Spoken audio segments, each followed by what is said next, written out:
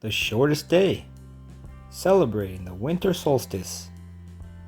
Written by Wendy Pfeiffer, illustrated by Jesse Reich. In late autumn, in the northern part of the world, squirrels hide nuts, foxes grow thick fur coats, and flocks of birds fly to warmer places. The sun rises later each morning and sets earlier each evening. Each day it appears lower in the southern sky. As the sun gets lower and lower, the north gets less and less daylight. The air grows colder. Chickadees fluff their feathers to keep warm. Woodchucks hibernate in their burrows. And white-tailed deer nuzzle through the snow to find the last blades of grass. On short winter days, children bundle in their warm clothes and walk through a frosty white world, dragging long shadows behind them. On long winter nights, families eat dinner while it's dark outside.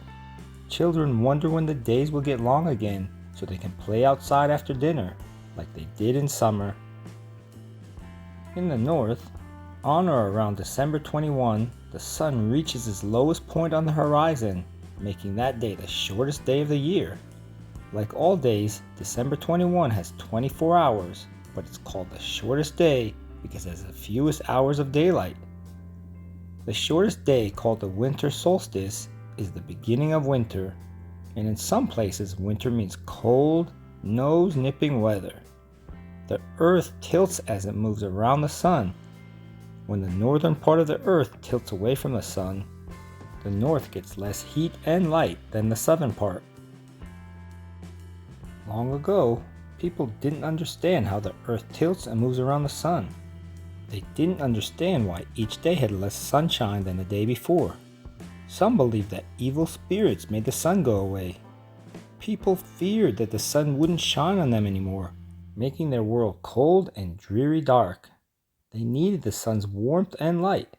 So did their plants, which they needed for food. They held ceremonies that lasted for weeks to persuade their gods to bring the sun back. Over the years, people noticed that after short days, the days got gradually longer. Joyous people bathed in the sun's warmth and light. They celebrated their harvests. About 5,000 years ago, people who studied the sky noticed that day after day, the sun sets in different places on the western horizon. They discovered that when the sun set farther south, that was the shortest day. These early astronomers planned to mark the shortest day. Then each year, people would know when the days would start getting longer again. On the day when the sun reached its southernmost point on the horizon, the astronomers carried out their plan. Workers stacked stones to frame the sun setting. They made a special opening, like a keyhole or the eye of a needle. When the setting sun's rays beamed through that opening, people knew the shortest day was over. Days gradually got longer for the next 6 months. When the sun appeared farthest to the north, its rays shone through another keyhole. People knew it was the longest day of the year, the first day of summer. In China, over 3,000 years ago, astronomers measured shadows to determine the shortest day. The longest shadows appeared on the shortest day because the sun was at its lowest point in the sky. They knew that as the sun appeared higher in the sky, the shadows would get shorter and the days would get longer. Over 2,000 years ago, Romans celebrated the shortest day with festivals and merrymaking. They gave evergreen branches to friends as a sign of good luck. Evergreen wreaths decorated their doors. Since these plants stayed green when others turned brown, they reminded the Romans of the coming spring. Mistletoe and holly hung in their homes because plants that survived the harsh winter were symbols of life. Many people believed these plants would bring strength to their families. About 1,000 years ago, Europeans celebrated the winter solstice. Druid priests of England and Ireland decorated oak trees with golden apples and candles to represent harvest and light. In Sweden, a festival of light celebrated the return of longer days.